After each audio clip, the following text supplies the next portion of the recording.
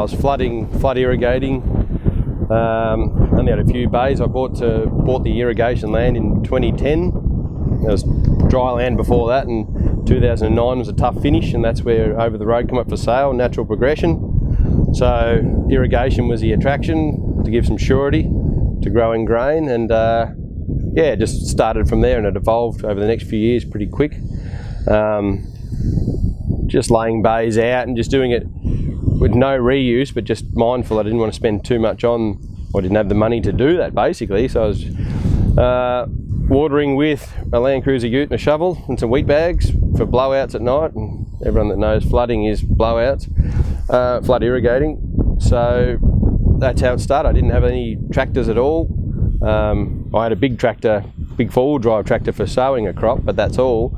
I had no little tractors. So yeah, that started that year. And the next year I got a little Massey Ferguson 80 horsepower tractor, which was like Christmas once I had that to shift it. And then yeah, then that's when the penny started to drop, that I was starting to use some water growing really good crops, or what I thought were good for irrigation, but realising I need to use water better, more efficiently, to grow the tons and control the water, because the water was controlling me, and that was the big part of it. Like, you know, by the 3 or 4 years time, I think it was, I got up to 93 irrigation bays, 500 acres, no reuse, no control of the water, grew beautiful big crops, but yeah, water went everywhere.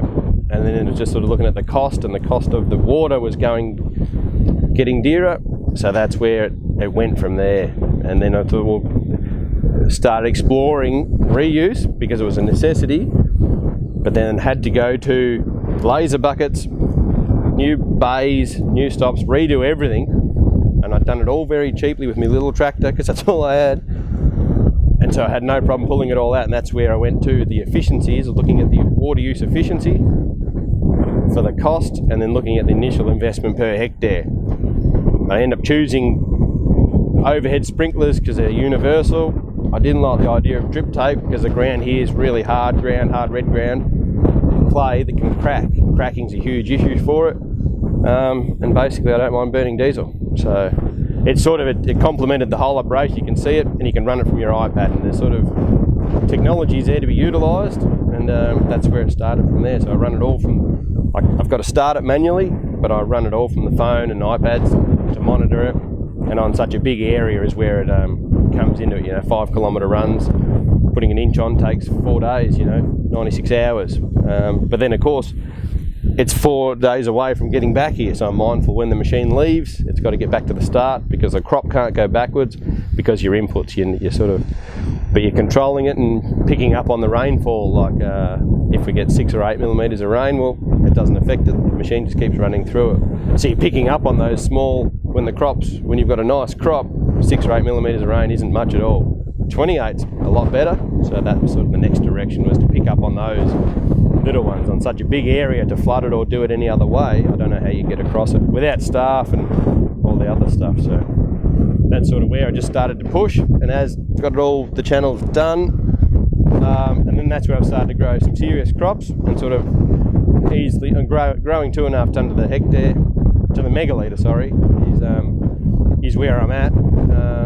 2 tonnes not a problem, but 2.5 is where I'm at, but I'm striving for 3, and that's growing corn and other high water users, but highly efficient crops for grain.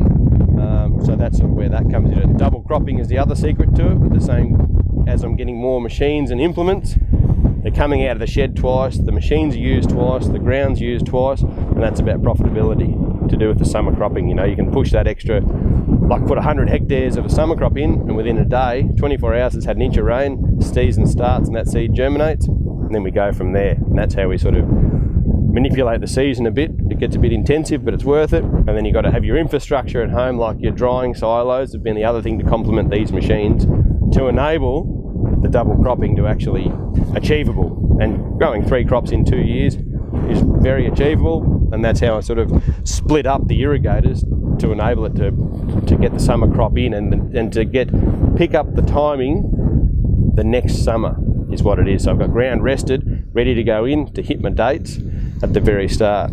So using a lot of water now, but controlling it.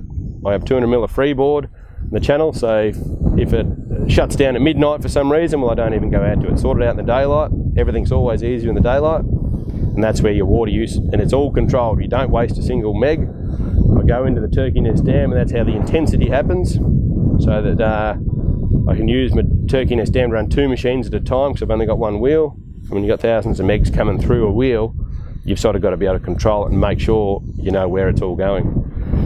So it's all under control.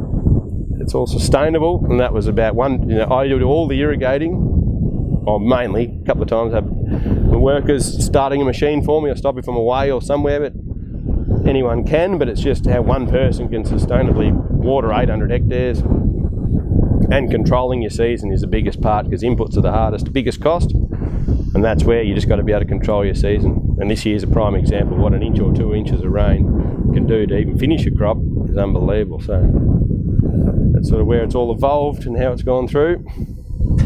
And precision planting and that sort of thing straight under is the next secret to it, to controlling your own timing as well. So to grow the plants properly, using the water and using it all efficiency to try and get not perfection, I won't say that, but it's all about controlling your water and getting the most for the water, especially as the price of the water goes up, so does the commodity. And this year's a pure example. Water might be twice as dear as some of those other years, but so is the commodity, and that's where I'm a firm believer they sort of track, and that's what pulls the price up, and that's a cost of business. Same as water, same as diesel, you pay for what you use. And that's where I'm coming from, just using a lot of water over a big area, but it all stacks up. Same machine, doing long runs, and the gear in the shed. And that's where you've got to have, well, I believe the pumping cost of a dam is next to nothing, but the control is priceless. And that's where I'm, stand by my decision. 3 litres an hour is nothing for a little pump, and it's only pumping the bottom of the dam. But the season is not waiting, the crop is not waiting, and it just complements the whole operation. And I was using the dam last year just because it was in the summer cropping, just because pure convenience. If I could start and stop, I didn't have to ring or wait or anything like that. It was just literally open the door and you run your own race. You've got plenty of megalitres up your sleeve to make sure that crop timing is hit, and which I pride myself in, and that's sort of the way we go.